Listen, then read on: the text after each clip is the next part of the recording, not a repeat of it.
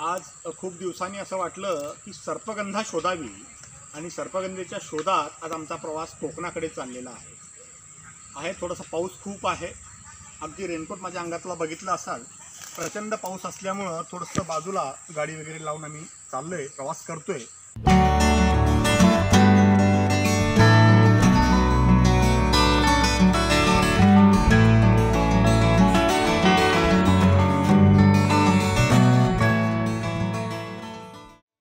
मित्रांनो, आपल्यासमोर जे प्लांट आहे किंवा जी वनस्पती आहे याचं नाव आहे सर्पगंधा.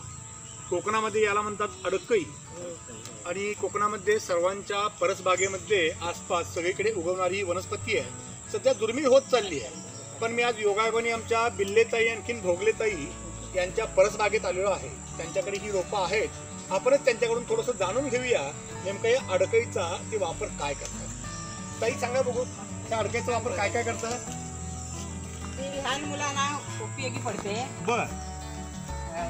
लहान मुलांना ताण पडले की ना त्या डोकीत तिचा पाला मिक्स करून खाऊचा पान किंवा आणि एरंडाचं पान असे. आता ताण पडली म्हणजे नेमकं काय होतं? ताण म्हणजे सगळ्या लोकांना समजणार नाही.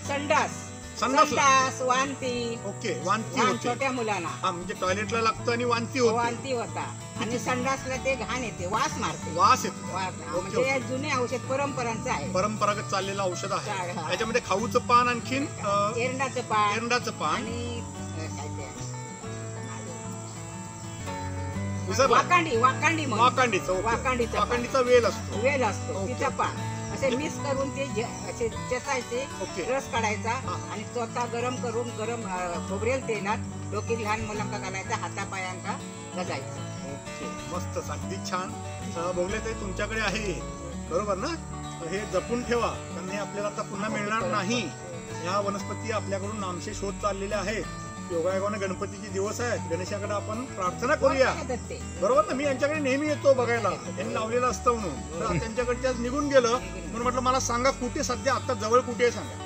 मग ते म्हटले भोगले त्यांच्याकडे 100% उगवलेलं आहे. ते लहान मुलांसाठी औषध आहे. ताण वगैरे पडल्यावर ते मुलांना घालतात, पाजतात पण. आणि त्याचा औषध आयुर्वेदिक म्हणून चांगला उपयोग होतो. ते झाड जपून ठेवणं हे आपले पारंपरिक. ओके, छान ताई, लक्षात घ्या. खूप मला आनंद वाटला. आता मी माझ्या पद्धतीने तुम्हाला सांगतो. याला ना सर्पगंधा म्हणतात. हा, सर्पगंधा म्हणतात. आणि याचं सगळ्यात महत्वाचं, जे बीपीचे रोगी आहेत ना, ज्यांना ब्लड प्रेशरचा त्रास आहे, त्यांच्या ज्या गोळ्या असतात त्याच्यामध्ये रिसर्पिन नावाचं एक औषध असतं. ते या औषधापासून बनतं. मुळात जे हे झाड आहे ना, याचं नाव आहे शास्त्रीय रावलफिया सर्पेंटिना, किंवा याला तुम्ही आता अडकई म्हणताय. सगळं जग त्याला म्हणतात सर्पगंधा. आता नाव सर्पगंधा, सर्प म्हणजे साप, गंध म्हणजे वास. आता मग सापासारखा वास येतो मुळाचा की काय ते ठरवावं आपण सगळ्यांनी. पण हे सर्पगंधेचं रोप आहे. तिची पाळा की नाही, हा बोला ना. तिची खाज पुरळ अंगाला उठला. ओके, मग ती उकळून पाणी पियायचं. ओके, म्हणजे पाळ. याचा अर्थ मुळं जे आहेत ना, तिची मुळं. ओके, त्या मुळाचा काढा यांनी सांगितलेला आहे की चर्मरोगामध्ये किंवा त्वचा रोगामध्ये अत्यंत गुणकारी आहेत. याचा अर्थ रोप उपटू नका. मुळं उपयोगाचे आहेत. म्हणजे रोपं उपटू नका, रोपं लावण्याचा प्रयत्न करा. जास्तीत जास्त तुमच्याकडे राहिलं पाहिजे. कारण काही काळानंतर हे नामशेष जर झालं तर आपल्या पुढच्या पिढीला बघायला मिळणार नाही. तर ताई, भोगलेताई, बिल्लेताई, धन्यवाद. लक्षात घ्या, तुम्ही खूप मला छान माहिती सांगितली. मला याची माहिती आहे, पण तुमच्याकडून जी माहिती मिळाली ती फार वेगळी आणखीन चांगली मिळाली.